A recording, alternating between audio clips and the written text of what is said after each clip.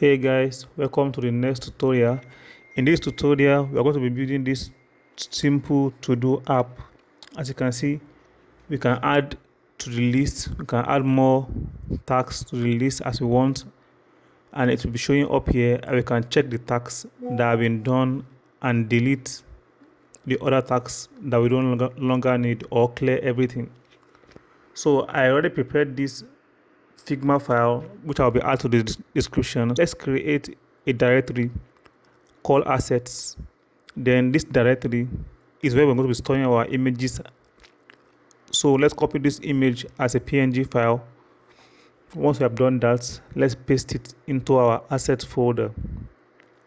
Then let's copy the parts of the image. Once we have that, we open our prospect.yaml file. In there, we need to uncomment this asset. So you go down to the asset, then remove the comment for the second one as well. Then we paste that part that we copied from our image, we paste it here. This way we'll be able to recognize our image from the app once we add it to the app now.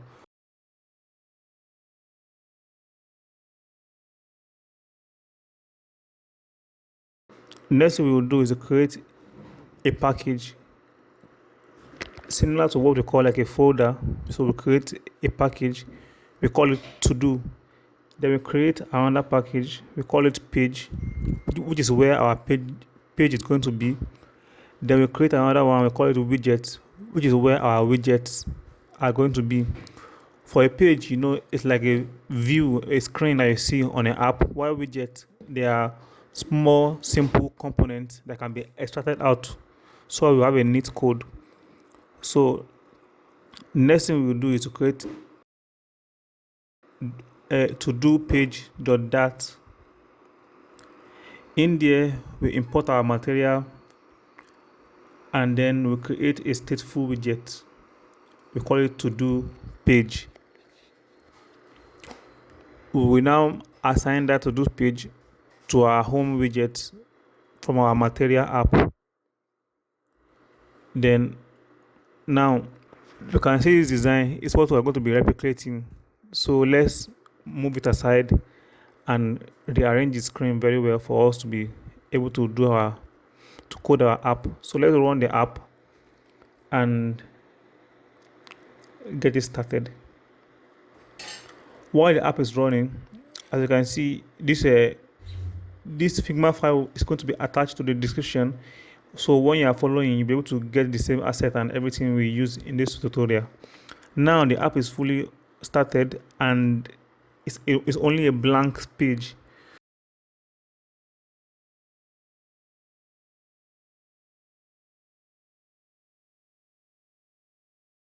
So let's first remove that debug banner that is up there, set it to false. Now we have that. Then let's go into our to-do page. Inside the to-do page, what we need to do is to return a scaffold.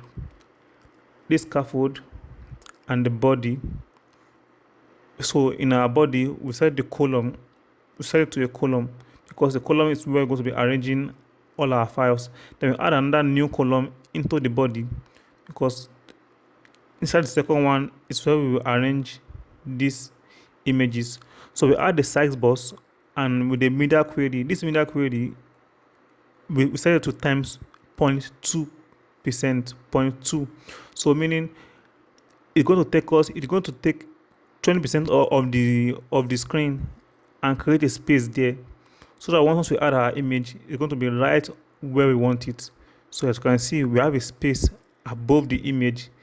That space is approximately 20% of the entire screen. That's what we did with the media query. So then we add another space below it, so that our text, we have some space between the text and the image. So we add that small space right there. Then we added our text and the text style for it. As you can see, it's a size 24 and it's bold. So we made the text style to be 24 and bold. Now we have it there. Then we had another size box of size 5, of a height 5. So then we add the next text, which is the longer one. So we need to make it smaller and align it to the center. So once we align it to center, to make it smaller, we add the size box and we make it the media query size of our screen width 80% of it. So times 0.8 times 0.8, 80% of the screen. So now we already have our first screen done.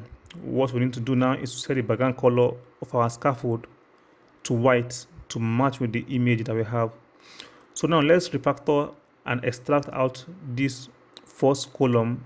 We put it in another column so you can easily extract it out like this. So now it's out. It's in the we now have it in the new Stateless Widget class. Our main class now is neat. Now let's add our floating action button. It takes two parameters that we are going to pass to it. One will be the unpressed and the second one will be the child. The child will be icons.add. Now it's there and working fine, but it's not doing what we want yet, but our main screen is done. So let's begin preparing for the next screen.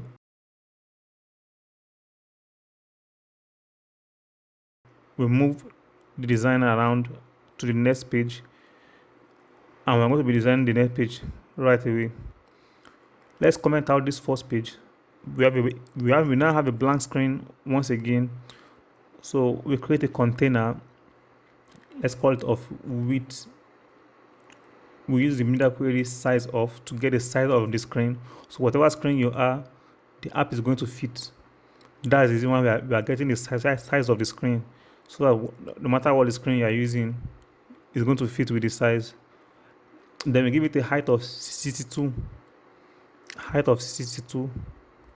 Then now we need to add some decoration to the container.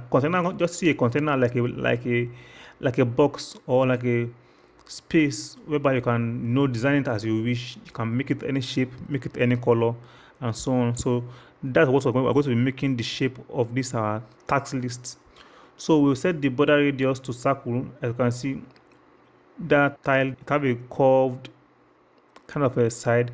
Then we change the color of the border to the color of the border from the design so that it will match perfectly. Now for the color, you can't just paste the color directly. You need to put OXFF, O as 0, 0XFF, then paste the color in an hexadecimal format.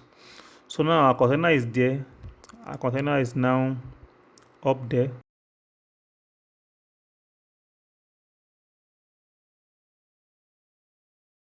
Let's refactor the code by pressing Ctrl Alternate L to refactor the code. So now let's add the child to the container. The child will be a row. Like you can see, our text box and the text, they are arranged in a row. Row flows horizontally while column flows vertically. So let's add the check box and set the value to false.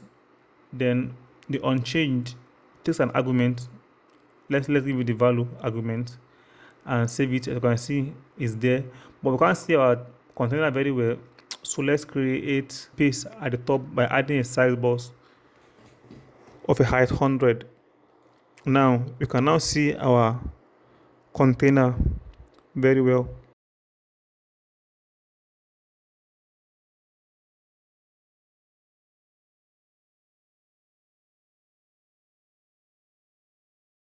Next we need to do is to add our text. So let's add our text.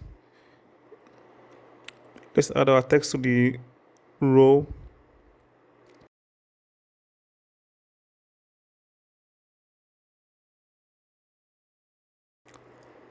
As you can see, our text have appear in the row.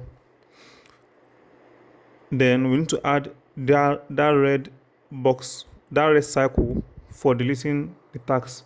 So we use what we call a circle avatar widget. The widget is called a circle avatar widget. Then let's take the color from the Figma file Let's take the color from the Figma file and pass it into our circle avatar. As you can see, it has appeared there. So we need to add a child to it to have the icon that we want, which is the delete icon. Let's import our Cupertino package or library. Okay, so now we now have our circle avatar ready. Let's arrange the screen once more to create some space so that the code can be easily visible. So next thing we will do is to change the color of our checkbox to match the color of our design, because it's too dark. So let's make it a little bit lighter, the color of the borders of the checkbox. So let's copy the color here and paste it here.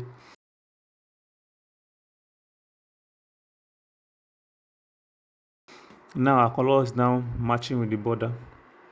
Then our container, we're not seeing the side clearly, so let's add a padding to the column and make it a symmetric, passing a horizontal padding of 16. So meaning 16 padding on the left, 16 padding on the right. The next thing we'll do, you can see it's not clickable yet because we set the value to false, but let's leave that for now. Let's add a text style. Let's add a style to our text. Set the font size to 16. Now you can see it's very close to each other. Let's add a spacer between the text and the circle avatar. Great.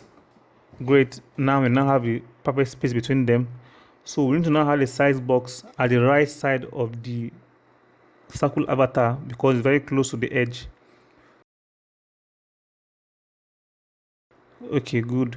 And make it a color red for the icon.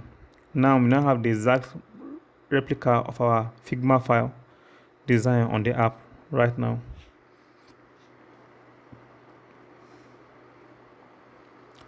The next thing we'll do now is to refactor it and extract out this widget and name it tax tile. So now that was the same thing we did with the first widget that we created, which was no tax added. So there are some things we need to now add here in order to make it a functional the way we want it. So let's create a string text and make it a final. Let's make it a final. Then let's create another final bool is checked. This one is to this bool is checked is to monitor which of our tags is checked. Then final void callback delete tags. This void callback is a function that will be called when we click on this delete icon to be able to delete our task.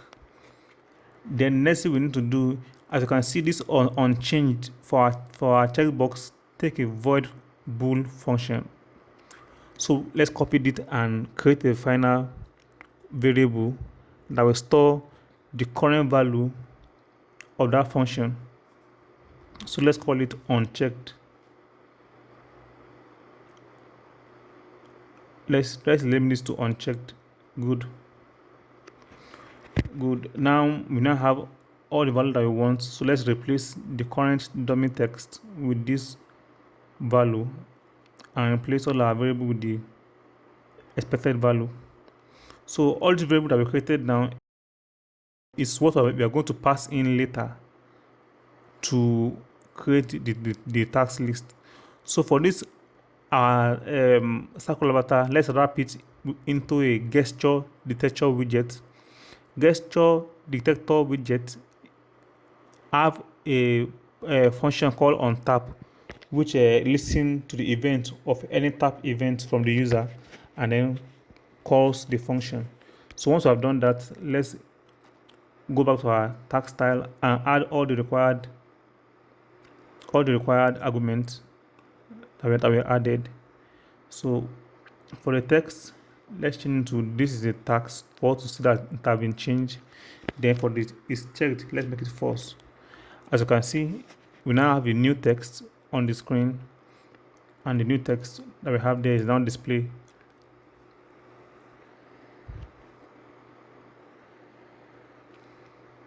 So this particular tax style just like a it's just like a class that we created to hold our argument, and you can use it to create a list later that can pass the argument in dynamically. The next thing we do now, let's make this floating action button functional. So create a void show add new button sheet. So you're taking a build context, and when the function is being called, it will open a modal button sheet for us. We will see what that looks like now. So let's call modal bottom sheet and pass in the context. Then for the builder, let's pass in the context also and return a size box. So let's leave it a size box for now and give it a width of the entire screen, which is the middle query size of the width. Then let's put our semicolon right there. The child of the size box is going to be a column. Going to be a column. That's how we arrange the UI. So for the column, first thing we need there is a text field where user can input their tags. So let's call a function right here inside the unpressed of the floating action button.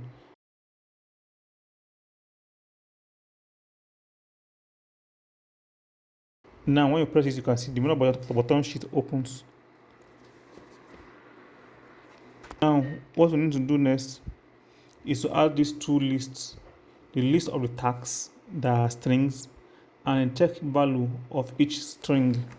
So it will be a bool and a string list. So the string list hold the tags itself, and the boolean list hold the boolean value, whether it's check or not. Now let's create a row. Next we need to do now is add a size box of height 70. We later remove that one of 100, but let's leave it there for now. Then let's add a row and our text. So the current text that we need to add is today's tags, and then we style it as we see in the design. The next thing to add is to add the second text. Then we wrap it into a gesture detector. This gesture detector, as I've explained before, it takes in the user tap events. So inside the tap events, we now need to call a set state to clear both lists. Since we are clearing all, we need to clear both the task list and the checklist so that it will be empty. Now the next thing we need to do is to set the style of this clear all. So we set the style so it will look like the one in the design. Then after that, we create a size box of height 5 to give some space before the second text, which is the one that will show how many tasks have been completed.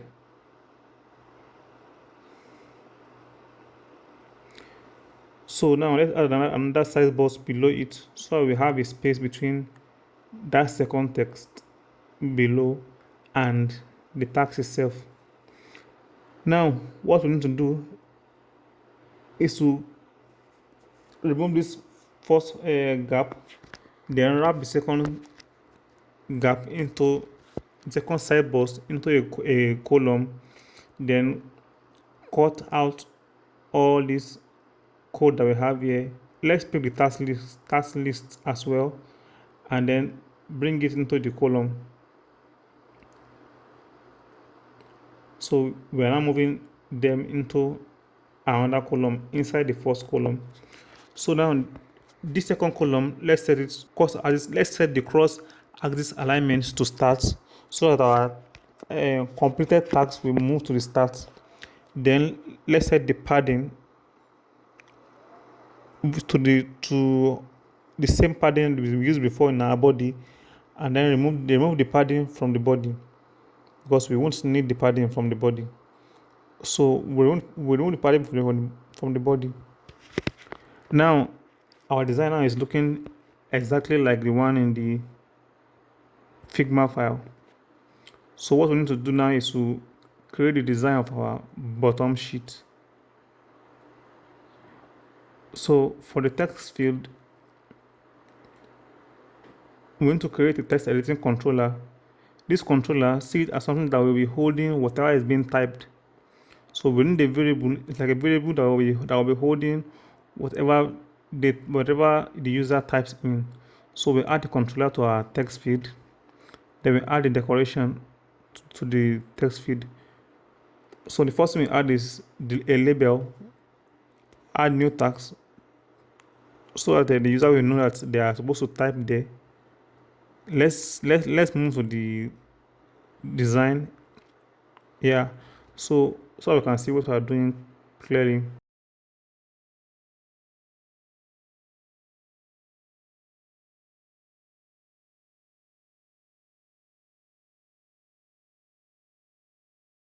We now added an outline border, so we have that round border. Then we add the border radius and the border side.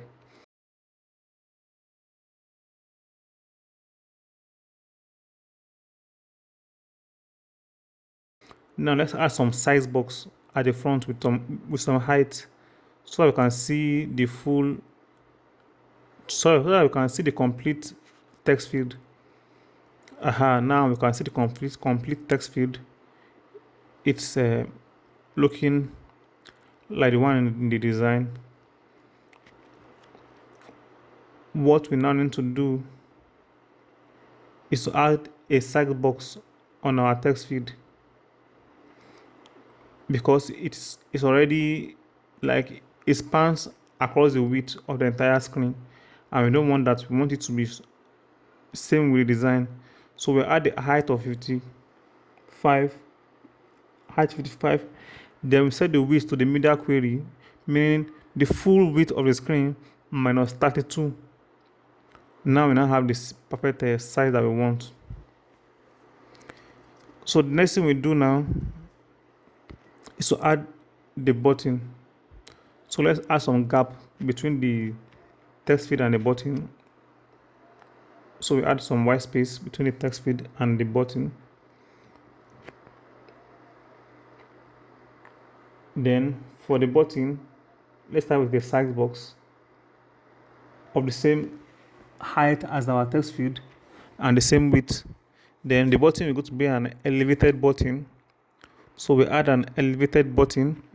It takes two required arguments, which is the unpressed and the child. So we pass the unpressed as empty for now. Then the child will be called add tags.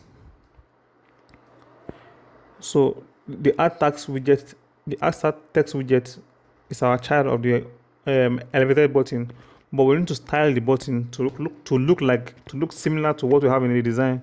So we style it. We add the background color and the foreground color, but the shape is not quite what we want. So let's change the shape to what we want. Good. Now it's looking like what we have in the design. The next thing we do is to add the tax list in the unpressed. So what we're doing here exactly is that this tax list does add. It will add whatever the content of the text is once that button is being pressed. So the add controller, I said it keeps track of whatever is being typed. So whatever string has been typed is going to be add tax list variable. So if you remember when we did our list tutorial on that, if you have not watched it, you can go back to video 1 to understand how that list works. Then we now clear the controller to remove all the text. Then we now also assign a false value, in an initial false value to the is checked, because it can be checked once it's just essentially added. So it has to be false initially. Then we call it set state to update this UI state and make us be able to see the tags. Then we now add this navigator.pop to close it. As you can see now, everything works, but it's not yet being displayed. That bottom now bar closed, everything works as it should, but it's not yet being displayed. So let's work on that now. For us to display our tags, we need like a list, something that can display our widget in a list. And for that, we have what they call ListView.builder in Flutter. Just imagine arranging variables in a list, but instead we are arranging widgets in a list. So now widget is going to be this tags list. So let's return the tags list. Now, for us to know how many of these widgets is going to be displayed in our list view, we need an item count. And the item count is going to be the tags list dot length, which will return the length of our tags list, the exact length of our tags list. So if you have 10 tags, then the item count in the list will be 10. If you have 20 tags, it will be 20, and so on. Now, we need to remove this text that we have here because we don't want a dummy text to be displayed to our user. What we want is to have the current text that was input by the user. So for us to get all the text that have been inputted by the user, we need to use this tags list variable, and then access the current index of it. And same thing with the is checked. So if you have 5 tags, it will arrange from index 0 to index 4, and that's 5. So 0 to 4, because lists always start from 0. So now the next thing we do now is to wrap this list view into a size box and give it a height. So the height we're going to do is going to be the height of the screen, but just 70% of it. Now we now have our list. It's being displayed. If we add a new one now, it's going to show, because we already now have a list view, and the item count is the correct count of our list. So if you have 2 things, 2 will show, and each of the index data is being accessed using the index of the list. So now you can see our items are close up together. So let's add some space. To do that, we add the list view dot separated and add the separator builder, which is going to be a size box of height 15. I think 15 will look better.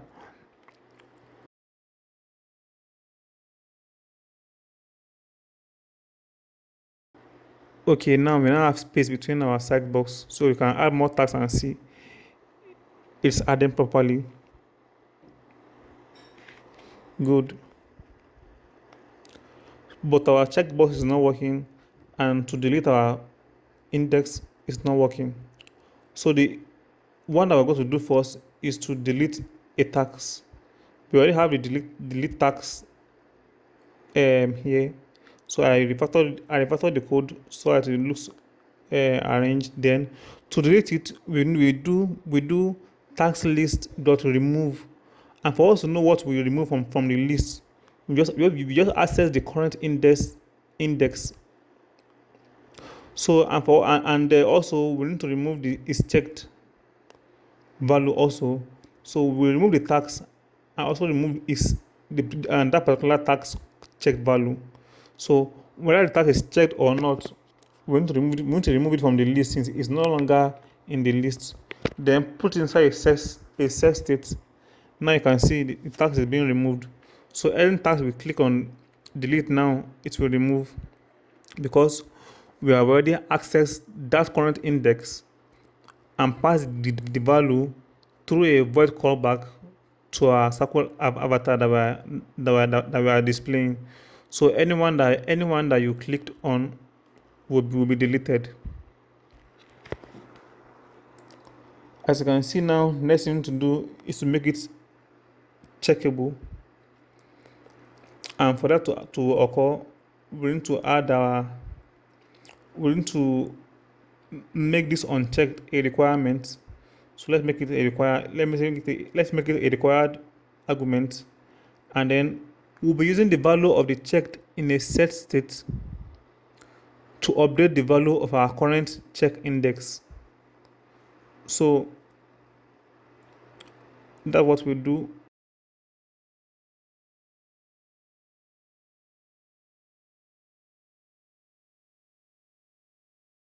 Now our tax is now checkable. So each index that is checked can be each index that is checked will be updated once you click on the checkbox. Let's add some new tags and then complete our design for the checkbox for the checked tags. As you can see, we're checking it, but there's no real difference. There's no real difference between the checked one and the unchecked one. So what we need to do is to go back to the tags list and make it the way it looks in the design. So in the design, the check one was grayed out and was like there's a line through it, cross out. So let's go to the text that's holding our main text and add a color to it. So what we do is that we use this is checked variable and put is checked, then a question mark, just like asking that if it's checked, make the color gray, else using a column, make the color black. It's like a if statement, but in a single line. So for the decoration also, we want it to be line through.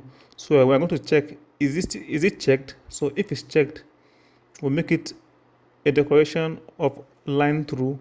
But if it's not checked, we'll make it a no decoration at all.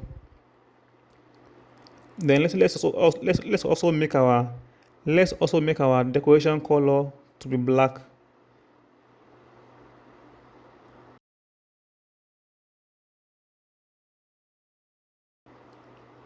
Now, as you can see, all the check items now have a gray kind of color, and also that have been crossed out. We have a line through it. Then we can delete the tags.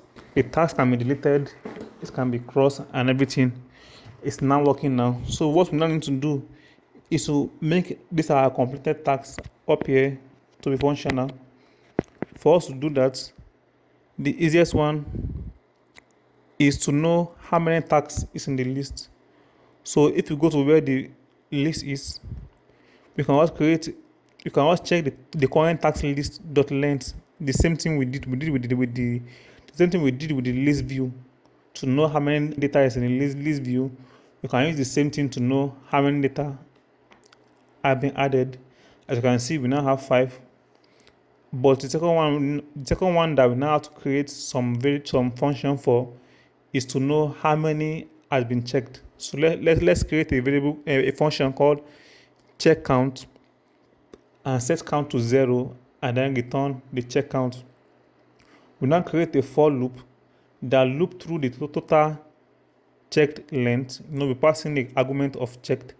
So if any check is true in the variable, it should increment the check count before returning it. So now you pass in that function here and give it our is checked variable. Now this should now give us the proper checked value, working fine as well.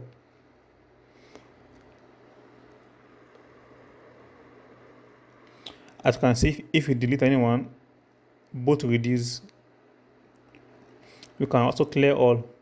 So now what we need to do is that, after we clear all, we now have a blank screen. We don't want that. This clear all is working because we already created the logic before, just to set state and clear the list. But once the list is cleared, we don't want the screen to be like this. We already designed an empty list state before, empty list widget. So that empty list widget is now what we want to show when the list is empty. So we can check it by saying if the task list dot length is less than 1, meaning once the length is less than 1, that means there's no task there. It should display this empty task list, but whenever any task is being added, it should display the order. So now, as you can see, once you add a new task, it comes to this widget. This other widget is being displayed. Then let's add it and test it again.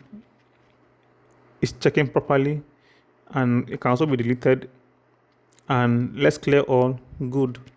Now, as we clear all, it shows our cleared screen. So now let's bring our code editor to the full size, because it's time for us to make some refactor and clean up the code. So what we did was that we created the bottom sheet. A quick recap: we created a bottom sheet that will be used to add new tags. Then we created this count check function to check how many tags currently have been checked. Then we create two lists to store both our tags and our boolean. This is the widget that display our tags, and this is the text that show our completed tags. So now what we need to do is to clean up our screen by creating 2 more files to store our widget in there separately.